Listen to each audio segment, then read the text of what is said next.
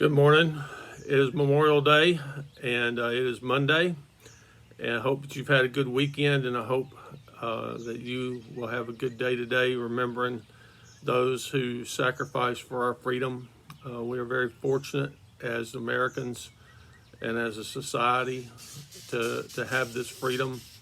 We exercised that freedom yesterday when we worshiped, and I was very cognizant of that in my own spirit, that many people gave up their lives so we could do that. And then on top of that, Jesus gave up his life to give us the ultimate freedom, the freedom from sin and the effects of sin. So with all that said, I wasn't going to do a video this morning. I figured I'd give the holiday off to everybody since it's a church holiday. And then yesterday evening, when I was getting ready to do the disciple video or the disciple meeting with some of you, I got the news that James Fowler had been diagnosed with COVID, and it shook me up. I'm not going to sit here and try to play brave on you.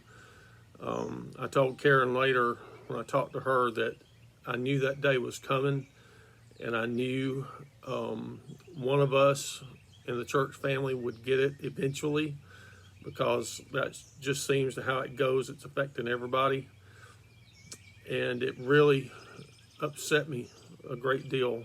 And I think y'all know me well enough to know that, if I could have been there to pray with him and sit with him for a minute, I would have. And that's probably what upset me the most, is that nobody can go up there and see him in the net right now, and that just tears at my heart. And I'm not going to sit here and pretend that it doesn't. So last night, as I was going to bed, I started thinking and praying about today, and I knew I was going to get my workout in, and then after that, just rest and whatever, because Karen's gone and the house is quiet.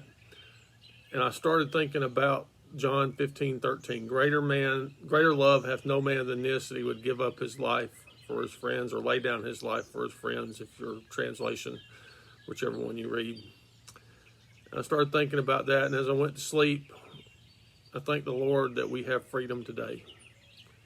There's many people in the world that don't have what we have this morning, that can't sit here on their front porch like I am. And I want to show you here, if I can do it. I'm going to turn around, and I'm going to show you. I can sit behind that flag right there. I hope you see it. That flag right there means a lot to me and to lots of people. And we can sit this morning and have our freedom and talk about the Bible because of the sacrifices of so many, and most importantly, the sacrifice of Jesus Christ for our sin. And we don't need to take that lightly. I know the generation before me, it's called the greatest generation, knows. They went through the Depression. They went through World War II.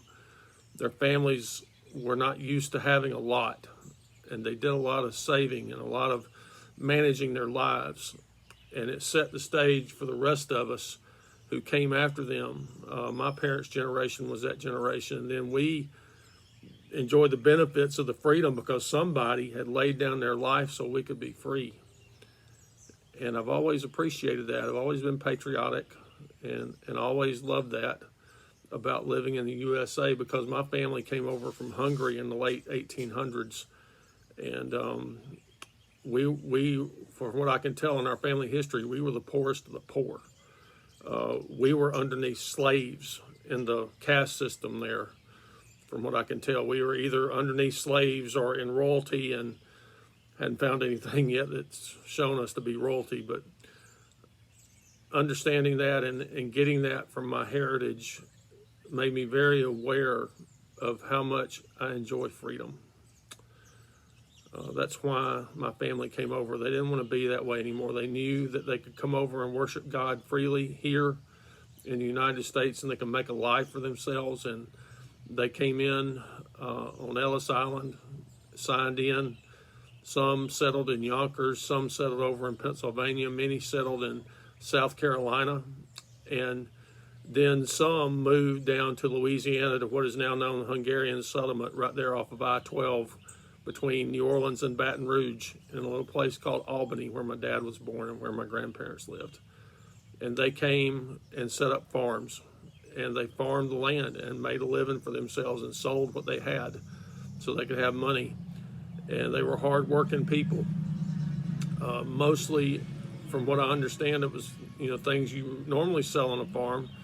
Lots of strawberries, and then some even did timber back in the woods there down south of Albany.